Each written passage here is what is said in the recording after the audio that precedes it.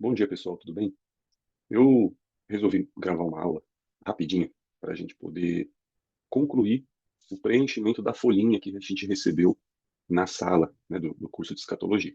Então, a folhinha referente à aula um, a gente começou a falar dela e apresentar os slides no telão, mas a gente acabou parando um pouco para conversar sobre outros assuntos que faziam parte também daquela folha, né, para poder ser um pouco mais detalhistas. E eu vou só gravar esse vídeo então para que você consiga concluir, finalizar o preenchimento de todos os espaços em branco aí da sua folhinha, tá bom?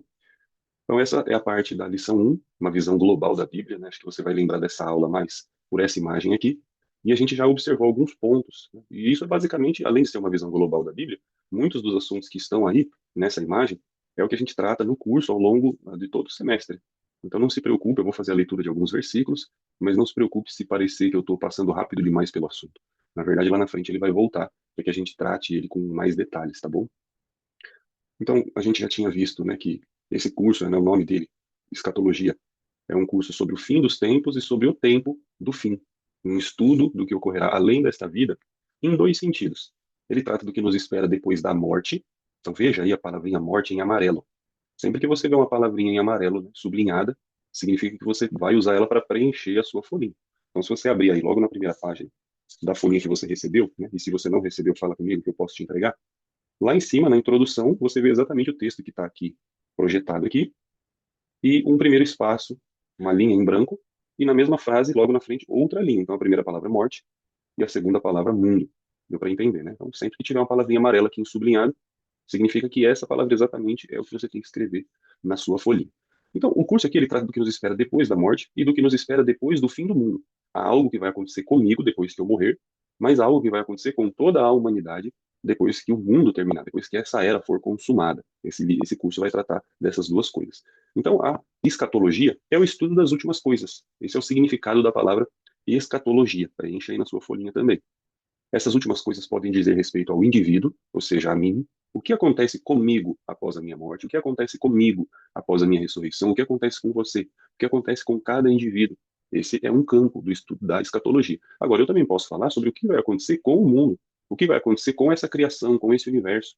A volta de Jesus, então, ela não define somente a minha condição, mas ela define a nova condição para todo o universo. E a escatologia também aborda isso aí, tá? Presta atenção aí que já tem três palavrinhas para você preencher na sua folha: escatologia, indivíduo e mundo. Deus é o criador de todas as coisas. Ele criou o mundo, né? Esse é o primeiro ponto. Ele criou também o homem.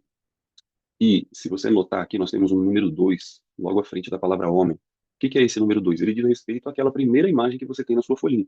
Então ele tem, a partir daqui a gente está detalhando o que está representado naquela imagem. Então o primeiro ponto da imagem é exatamente esse: Deus criou o mundo. O ponto 2, ele fez o homem, né, conforme a sua imagem espiritual.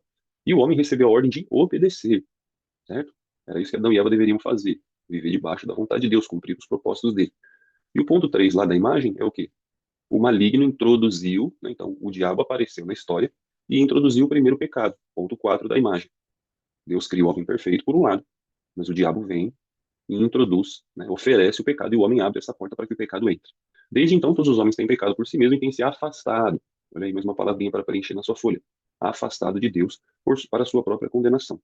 Então, o pecado que entra por Adão e Eva acaba ficando disponível, né? A desobediência está às portas para toda a humanidade e todos os homens acabam pecando. Vai preenchendo aí a sua folhinha. Jesus Cristo é enviado para libertar o homem da condenação do pecado, ponto 5, né? Para colocar, Jesus vem colocar uma nova condição, oferecer uma nova situação para a humanidade. Ele foi enviado como salvador dos homens. E por que que essa aula aqui, né, chama a visão global da Bíblia? Porque é isso que a gente está vendo de Gênesis do Apocalipse. Deus cria o homem, o inimigo vem, coloca o pecado, e a história da Bíblia vai mostrando essa situação do homem que se afasta de Deus, e Deus cumprindo o seu plano enquanto trata com esse homem, né, desviado, boa parte desse evento, né, por meio da lei, especificamente com o povo judeu, até que vem o Salvador, até que vem Jesus para dar andamento, né, no plano de Deus, para que o plano de Deus vem alcançando o seu tempo e sendo cumprido, e a vinda de Jesus faz parte desse plano. Jesus morre em nosso lugar e nos resgata da condenação que nos esperava. Então, antes da cruz de Cristo, toda a humanidade estava tentando alcançar a Deus, né, de alguma maneira, tentando compreender a Deus, cada povo do seu jeito, observando a natureza, observando várias coisas. O judeu, com uma grande vantagem, que era a lei, os profetas, tinha essa condição de acesso a Deus. Toda a humanidade, então, anterior à cruz, anterior a Jesus, está vivendo ainda uma situação complicada, né? Não realmente salva, sendo salva, mas não a partir de um salvador. A cruz traz esse resgate, né? Essa oferta. Então, depois da cruz, a gente tem duas condições diferentes. Tem o ser humano que aceita a salvação, no ponto 6 da nossa imagem, que Cristo oferece, e eles são batizados. Esse é aquele processo que a gente conhece por meio do qual o homem é salvo, né? E aí, quando ele é salvo, a Bíblia diz que ele faz parte agora de um grupo específico. Esse grupo é a igreja. Então, essa é uma opção. Depois da cruz de Cristo, a humanidade tem uma decisão a tomar.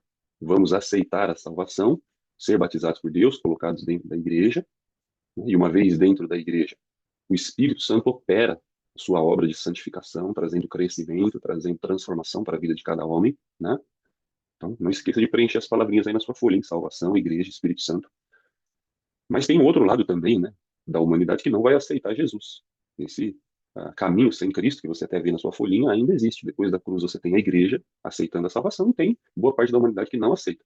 A morte vai chegar para todos, para aqueles que são cristãos e para aqueles que não são cristãos. Mas essa decisão que a gente tomou na nossa vida, durante a vida, de entregar a vida a Cristo, de ser salvo por Ele, né, de ter os nossos pecados perdoados, essa decisão vai fazer total diferença agora, principalmente, né? Faz em vida também, mas faz também após esta vida. Então, quando cada homem passa pela morte, ele deixa esse mundo e vai para o mundo dos mortos, chamado Hades.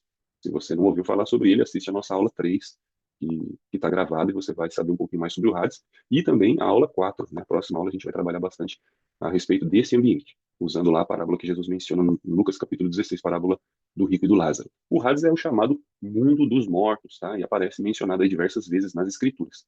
Esse nome Hades é um nome transliterado do grego, mas que muitas vezes aparece na nossa Bíblia como o além, né? O além é aquela ideia daquilo que está depois, que está distante, que está além desta vida, né? E acabou se tornando não só um substantivo, né? Mas um substantivo, um nome próprio, designa algum lugar. Então, o além, que aparece ali, por exemplo, em Lucas mesmo, capítulo 16, ou em alguns lugares do Antigo Testamento, para traduzir a palavra hebraica Sheol, conforme a informação bíblica, ele é dividido em duas partes. Um lado dele é o chamado paraíso, e você vê aí o texto mencionado, Lucas 23:43, é um texto que vale a pena a gente pensar nele, porque você lembra da história daquele ladrão na cruz? Jesus está crucificado, tem dois ladrões ao lado dele, os dois zombam de Jesus, mas em algum momento da história um dos ladrões acaba reconhecendo, né, que Jesus é um homem diferente, a maneira como ele pede ao Pai que perdoe aqueles que estão maltratando ele. O comportamento de Jesus chama a atenção daquele ladrão. E o ladrão então clama, né, para Jesus: Jesus, lembra-te de mim quando vieres no teu reino. Então, o versículo 43, né, de Lucas 23 diz assim, a resposta de Jesus: em verdade te digo que hoje estarás comigo no paraíso. Este lugar que Jesus está anunciando para o ladrão na cruz é esse paraíso aqui do Hades, uma porção do Hades, que é uma porção de descanso, tá? Lucas, mas esse paraíso será que não era lá no céu? Vamos ter tempo para falar sobre isso ao longo das aulas, tá? Não vou falar agora para não estender esse vídeo, que a ideia dele é só ajudar vocês a preencherem a folhinha. Mas esse paraíso é o paraíso lá do Hades, no mundo dos mortos, que é para onde Jesus vai, é onde todas as pessoas, quando morrem, vão para lá. Jesus morreu, né? Ele era homem, então ele foi para onde? O corpo dele foi colocado em um sepulcro, mas a alma, o espírito de Jesus é levado ao mundo dos mortos, ao Hades, tá bom? Então ele foi para o lugar de descanso junto com aquele ladrão que clamou por misericórdia. Mas o Hades, ele tem duas porções, é o que a gente vê especialmente aí na parábola do rico e do Lázaro, né? Tema da nossa próxima aula, Lucas capítulo 16. Um lado, que é onde fica Lázaro com Abraão, é um lugar de descanso, um paraíso, separado por um abismo, do outro lado, um lugar de tormento, que a gente pode chamar também de Tártaro, né? Então, não deixe de preencher as palavrinhas aí na sua folha. Hades, além, paraíso e Tártaro. E com isso a gente está avançando na nossa folhinha, aquela imagem da nossa folhinha, tá? Já chegamos aqui no Tártaro, o ponto 11, ou tormento, tá ok? Nestes locais já há descanso e tormento, respectivamente, é o que nós estamos falando. O Hades não é o destino final, não é o destino eterno da humanidade. Este paraíso não é o paraíso da onde nós moraremos eternamente no céu. O Tártaro ou o tormento não é o inferno final, tá? O Hades é como se fosse a antessala da eternidade. É onde você aguarda o julgamento para então receber o destino eterno. E esse julgamento vem exatamente com a volta de Jesus. As pessoas todas que estão morrendo, desde Abel, né, a primeira pessoa que morre fisicamente da humanidade, até o último homem que morrerá antes da volta de Jesus, todos eles estão sendo enviados a essa morada dos mortos. E o mundo dos mortos vai ficando cheio de gente. Mas com a volta de Jesus, todas essas pessoas serão retiradas de lá. Então, no dia da volta de Cristo, quando a trombeta final, preenche aí na sua folhinha, quando a trombeta final tocar, né, 1 Tessalonicenses capítulo 4 vai falar isso. E de novo, gente, não precisa se preocupar. Lucas está passando muito rápido nos assuntos. Essa aula aqui é só uma introdução. Boa parte disso aqui que eu estou mencionando, a gente vai conversar com detalhes ao longo do curso, inclusive essa questão da trombeta final. inclusive a questão do Hades, inclusive os dois ambientes do Hades, tudo isso a gente vai falar, tá bom? Então, 1 Tessalonicenses capítulo 4, versículo 16 e 17, dizem aí, porquanto o Senhor mesmo, dada a sua palavra de ordem, ouvida a voz do arcanjo, e ressoada a trombeta de Deus, descerá dos céus e os mortos em Cristo ressuscitarão primeiro. Paulo aqui vai dar uma descrição sobre essa questão, né, e a gente vai trabalhar ainda bem em cima desse texto ao longo do nosso curso, mas a ideia que ele já mostra aqui é que a vinda de Jesus é precedida por um toque de uma trombeta e de uma palavra de ordem. Então, essa é a identificação de um anúncio, né, um anúncio solene, essa é a ideia da trombeta, uma reunião de todo o povo. E isso é um sinal, né, imediatamente abrindo a volta de Jesus.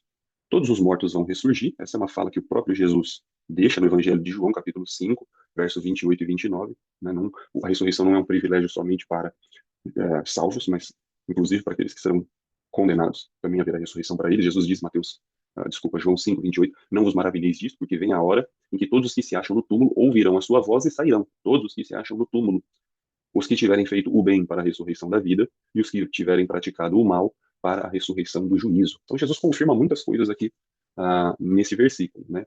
Tanto a questão da ressurreição é confirmada, a questão do julgamento é confirmada, a questão da ressurreição para ambos os lados, tanto para aqueles que serão salvos como para aqueles que serão condenados. Então, muitas falas aqui nos ensinam, né, nesses dois versículos, mas o que a gente se preocupa agora é que todos os mortos vão ressurgir, tá bom? A vida não acaba com a morte. Os vivos vão ser transformados para ter um corpo eterno. Então, Jesus está dizendo aqui que os salvos também serão ressurretos. Paulo já tinha dito ali em 1 Tessalonicenses capítulo 4, que a gente não vai preceder, a gente não vai antes daqueles que já estão mortos em Cristo, eles vão ressuscitar também, então isso é verdade. Mas no capítulo 15 de 1 Coríntios, Paulo trabalha isso com mais detalhe, e também vamos ter uma aula só para falar sobre 1 Coríntios capítulo 15, falando sobre o novo corpo, sobre a ressurreição, mas para adiantar ele diz a respeito dessa transformação, 1 Coríntios 15, do 50 ao 53, isso afirma, irmãos, que a carne e sangue não podem herdar o reino de Deus, ou seja, a gente não vai com esse corpo aqui de carne e sangue para lá, nem a corrupção herdar a incorrupção, porque essa carne e esse corpo estão sujeitos à corrupção, sujeitos à doença, sujeitos à morte. Eles não podem entrar no céu, eles não duram pela eternidade. Então, como Deus resolve isso? Ele nos oferece um novo corpo, é esse corpo transformado. Versículo 51. Eis que vos digo um mistério: nem todos dormiremos, mas transformados seremos todos, num momento, num abrir e fechar de olhos, ao ressoar da última trombeta. A trombeta soará, né? Já tínhamos falado aqui da trombeta, a trombeta soará, os mortos ressuscitarão incorruptíveis e nós seremos transformados, porque é necessário que este corpo corruptível se revista da incorruptibilidade e que o corpo mortal se revista da imortalidade. Então vai haver uma transformação no final também. Se você continuar acompanhando o curso, vai ter uma aula para falar só sobre isso. Agora, não só Jesus volta, não só os mortos são ressuscitados, não só são transformados, mas este mundo também será destruído. Lembra que a escatologia aborda essas duas questões, o que acontece com o indivíduo e o que acontece com o universo. O indivíduo, ele ressuscita, ele é transformado, e o mundo? O mundo, ele vai ser destruído, ele vai passar, porque afinal de contas, esse mundo também está sujeito agora à corrupção por conta do pecado. Esse mundo material também não tem condições de herdar a eternidade. Então Pedro fala sobre isso. O mundo será destruído, segundo Pedro capítulo 3, eu vou ler aqui do 10 ao 13. Virá, entretanto, como ladrão o dia do Senhor, no qual os céus passarão com estrepitoso estrondo e os elementos se desfarão abrasados. Também a terra e as obras que nela existem serão atingidas. Visto que todas essas coisas vão ser assim desfeitas, deveis ser tais como os que vivem em santo procedimento e piedade, esperando e apressando a vinda de Deus, por causa do qual os céus incendiados serão desfeitos e os elementos abrasados se derreterão. Aí a gente vai morar onde se essa terra, esse universo serão destruídos? Pedro continua aqui, faz uma colocação breve, mas faz uma colocação sobre o assunto, versículo 13. Nós, porém, segundo a promessa dele, esperamos novos céus e nova terra, nos quais habita a justiça. Tá bom? Então esse mundo será destruído e vai dar lugar a um novo mundo.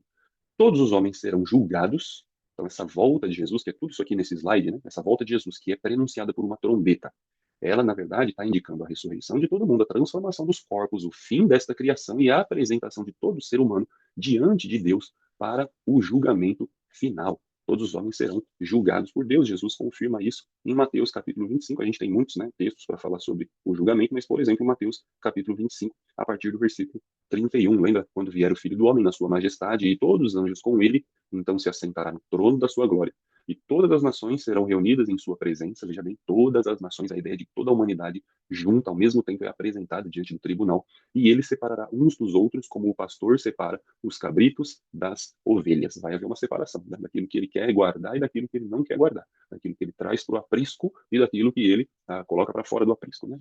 ou seja, de quem entra no céu e de quem não entra. Tá bom? Vai acontecer esse julgamento. Olha, tem bastante palavrinhas aí para você preencher na sua folha.